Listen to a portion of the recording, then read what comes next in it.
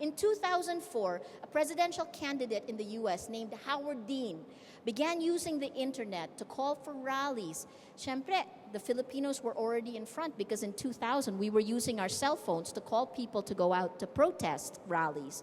But in 2004, Howard Dean started using the internet.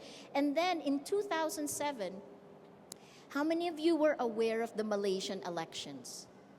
The Malaysian elections in 2007 was changed by the internet, by bloggers your age who stood up against state-influenced media and told them that what they were seeing was not the truth, and they told them what the truth was.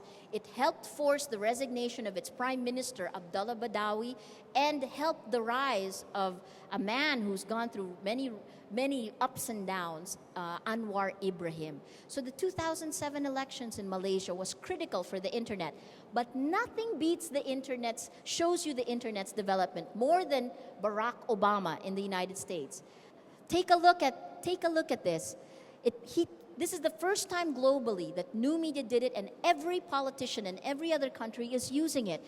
In February of 2008, Barack Obama raised $45 million of a total $55 million all through the internet. Small donations from people like you and me, basically giving $4, $5, students who were giving $1. Let's go to the next one. In September of 2008, he raised $100 million from credit card donations, with more than 3.2 million people donating online. Let's go to the next one. He set up a website called mybarackobama.com. In less than a year, he had more than 500,000 accounts and 30,000 supporter-created campaign events. What does that mean? It meant that he used the internet to create individual ties with each of us, which is what we're trying to do now. You're connecting to a wider audience by joining Ako Ang Simula, by becoming a Boto Patroller. Barack Obama did it, and he made people vote for him for elections. He built grassroots support in his private social network on Facebook, on YouTube, on Twitter. This is part of the reason he won the elections. And then finally, let's look at the last one. YouTube users. Again, this is money for how you can tap the internet. YouTube users spent 14.5 million hours watching Obama videos. That amount for political ads would have cost $46 million. So the internet changed the whole landscape. The growth of the internet and how it's changing politics and how it's changing our world. Now to what are citizen journalists doing about it? Well, this is how it developed. In 1998, began that long ago, and again it started in US presidential elections when people got upset with mainstream media. They said that, well, we don't believe you. So they started doing their own.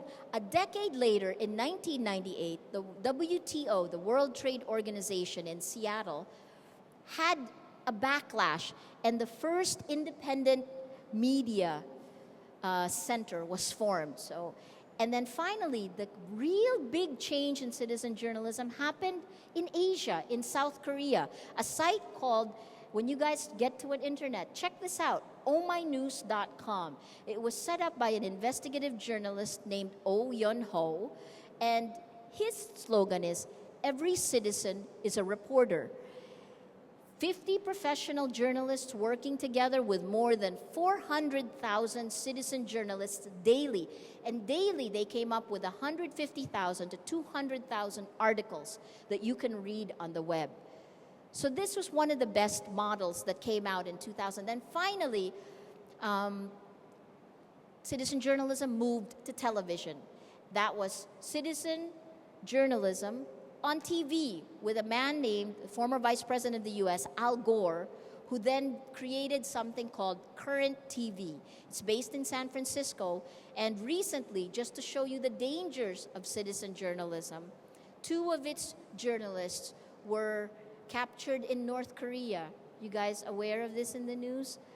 2 women who worked for Current TV were captured in North Korea. And now they're trying to get them out. So this shows you some of the dangers of citizen journalism. What are we doing about it now? I want to tell you a little bit of what ABS-CBN has done with citizen journalism. Take a look. From 2005, we had, have you guys seen Citizen Patrol in TV Patrol World? This means anyone who has a complaint. Medyo nakikita natin na pag may camera ang nakasama yung complainant, medyo gumagalaw. So that's what Citizen Patrol is. It's citizen-assisted journalists. If you have a complaint, come to ABS and then you tell the story on patrol. In 2007, we turned it to Boto Mo, Ipatrol Mo. I have to tell you how amazing that was. In 2008, it worked so well in 2007 that we said, let's not lose it. We'll turn it to Bayan Mo, Ipatrol Mo.